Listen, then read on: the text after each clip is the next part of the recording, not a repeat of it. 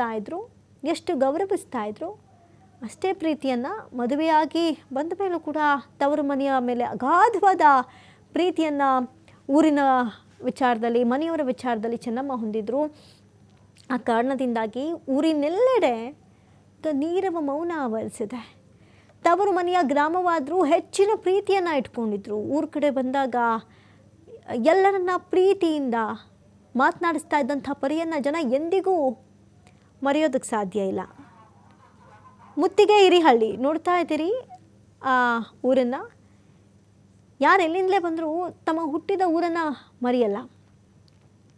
ಕಾಲಗಳು ಬದಲಾದರೂ, ಸ್ಥಾನಮಾನಗಳು ಬದಲಾದರೂ ಊರಿನ ಪ್ರೀತಿಯನ್ನು ಚೆನ್ನಮ್ಮ ಎಂದಿಗೂ ಮರ್ತಿರ್ಲಿಲ್ವಂತೆ. ಊರಿಗೋದ್ರೆ ಎಲ್ಲರನ್ನ ಪ್ರೀತಿಯಿಂದ ಅಕ್ಕರೆಯಿಂದ ಮಾತನಾಡಿಸ್ತಾ ಇದ್ದಂಥ ಪರಿ ಈಗ ಎಲ್ಲರನ್ನ ಕಣ್ಣೀರಾಗ್ತಾ ಇದೆ. ಇಡೀ ಊರಿಗೂರೇ ಶೋಕದಲ್ಲಿ ಮುಳುಗಿದೆ. ನೀರವ ಮೌನ ಎಲ್ಲೆಡೆ ಆವರಿಸಿದೆ. ನೋಡ್ತಾ ಇದ್ದೀರಿ, ತವರು ಮನೆಯ ಗ್ರಾಮದವರಾದರೂ ಹೆಚ್ಚಿನ ಪ್ರೀತಿಯನ್ನು ಅವರ ಊರಿನಲ್ಲಿ ಇಟ್ಕೊಂಡಿದ್ರು. ಊರಿನಲ್ಲಿ ಈಗ ಶೋಕದ ವಾತಾವರಣ ನಿರ್ಮಾಣವಾಗಿದೆ. ಇಡೀ ಊರಿಗೂರೇ ಕಂಬನಿ ಸುರಿಸ್ತಾ ಇದೆ. ಮದುವೆಯಾದ ಬಳಿಕವೂ ತನ್ನ ತವರು ಮನೆಯ ಮೇಲೆ, ತವರೂರಿನ ಮೇಲೆ ಬಹಳಷ್ಟು ಪ್ರೀತಿ ಅಕ್ಕರೆಯನ್ನು ಇಟ್ಕೊಂಡಂಥವರು ಇದೇ ಚೆನ್ನಮ್ಮ ಅವರು. ತವರು ಮನೆಯ ಗ್ರಾಮದವರಾದರೂ ಹೆಚ್ಚಿನ ಪ್ರೀತಿಯನ್ನು ಇಟ್ಕೊಂಡಿದ್ರು. ಇದೀಗ ಚೆನ್ನಮ್ಮ ಅವರ ಸಾವಿನಿಂದ ಮುತ್ತಿಗೆ ಹಿರಿಹಳ್ಳಿ ಗ್ರಾಮದಲ್ಲಿ ನೀರವ ಮೌನ ಆವರಿಸ್ಬಿಟ್ಟಿದೆ. ಊರಿಗೂರೇ ಕಂಬನಿ ಸುರಿಸ್ತಾ ಇದೆ. ಆ ಊರಿಗೆ ಚೆನ್ನಮ್ಮ ಮನೆಯ ಮಗಳಂತೆ ಇದ್ದಂಥವರು. ಒಂದು ಹೆಮ್ಮೆ. ಮಾಜಿ ಪ್ರಧಾನಿ ದೇವೇಗೌಡರ ಪತ್ನಿ ತವರೂರಿದು.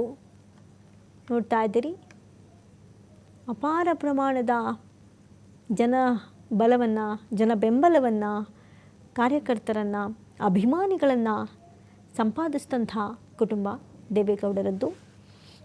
ಮಾಜಿ ಪ್ರಧಾನಿಯವರ ಧರ್ಮಪತ್ನಿಯಾದರೂ ಕೊಂಚವೂ ಅಹಮಿಲ್ಲದೆ, ಹೆಗ್ಗಳಿಕೆ ಹಿರಿಮೆ ಇಲ್ಲದೆ ಸಾಧಾರಣ ಸರಳ ಜೀವನವನ್ನು ನಡೆಸಿದಂತಹ ಚೆನ್ನಮ್ಮ ಅವರು.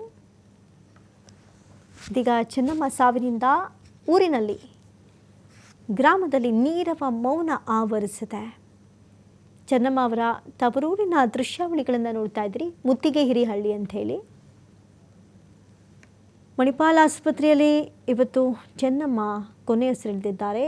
89 ವರ್ಷ ವಯಸ್ಸು. ವಯೋಸಹಜ ಕಾಯಿಲೆಗಳಿಂದ ಬಳಲ್ತಾ ಇದ್ದಂಥ ಚೆನ್ನಮ್ಮ ವಿಧಿವಶರಾಗಿದ್ದಾರೆ.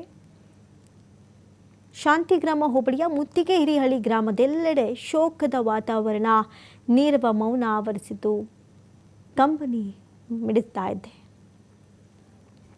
ಗ್ರಾಮದೆಲ್ಲೆಡೆ ಶೋಕದ ವಾತಾವರಣ ನಿರ್ಮಾಣ ಆಗಿದೆ.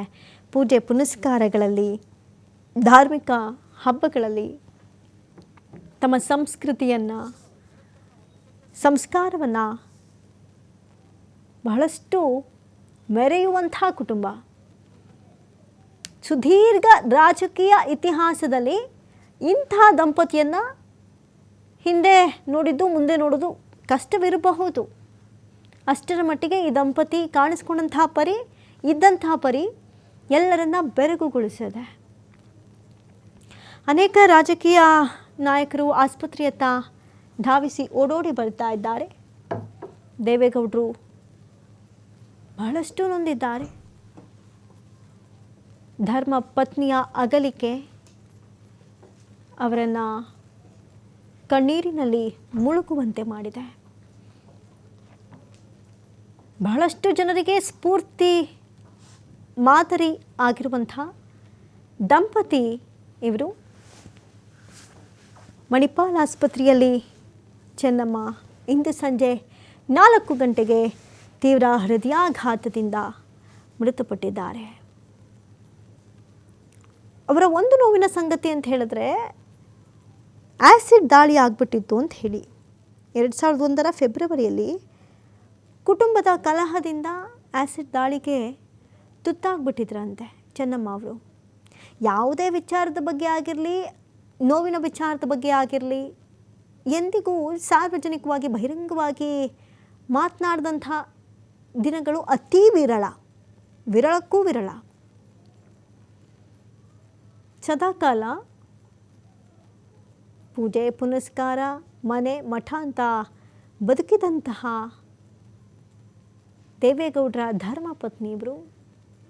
ಕುಟುಂಬ ಈಗ ಶೋಕ ಸಾಗರದಲ್ಲಿ ಮುಳುಗಿದೆ. ಗೌಡರ ಕುಟುಂಬ, ಅನೇಕ ಕಾರ್ಯಕರ್ತರು, ಬೆಂಬಲಿಗರು, ಅಪಾರ ಅಭಿಮಾನಿ ಬಳಗ ಇದೆ. ಹಾಗಾಗಿ ಆಸ್ಪತ್ರೆಯತ್ತ ಬಿಗಿ ಭದ್ರತೆಯ ವ್ಯವಸ್ಥೆಯನ್ನು ಕಲ್ಪಿಸಲಾಗಿದೆ. ಮುಂದೆ ಏನು ಮಾಡಬೇಕು, ಎಷ್ಟು ದಿನಗಳ ಕಾಲ ಶೋಕಾಚರಣೆ ಇರುತ್ತೆ, ಅಥವಾ ಅಂತ್ಯ ಸಂಸ್ಕಾರದ ಸಂದರ್ಭಗಳು ಯಾವುದು ಅನ್ನೋದ್ರ ಬಗ್ಗೆ ಇನ್ನೂ ಯಾವುದೇ ಅಧಿಕೃತ ಮಾಹಿತಿ ಸದ್ಯಕ್ಕೆ ಲಭ್ಯವಾಗ್ತಾ ಇಲ್ಲ. ಎಲ್ಲ ಸಿದ್ಧತೆಗಳನ್ನು ಮಾಡಿಕೊಳ್ಳಲಾಗ್ತಾ ಇದೆ. ಹೊಳೆನರಸೀಪುರದಲ್ಲಿ ಇದ್ದರು HD ರೇವಣ್ಣ. ಈಗ ಓಡೋಡಿ ಬರ್ತಾ ಇದ್ದಾರೆ ಮಣಿಪಾಲ್ ಆಸ್ಪತ್ರೆಯತ್ತ. ಈಗಾಗಲೇ ನಿಖಿಲ್ ಕುಮಾರಸ್ವಾಮಿ ಆಗಮಿಸಿದ್ರು. ದೇವೇಗೌಡರಲ್ಲೇ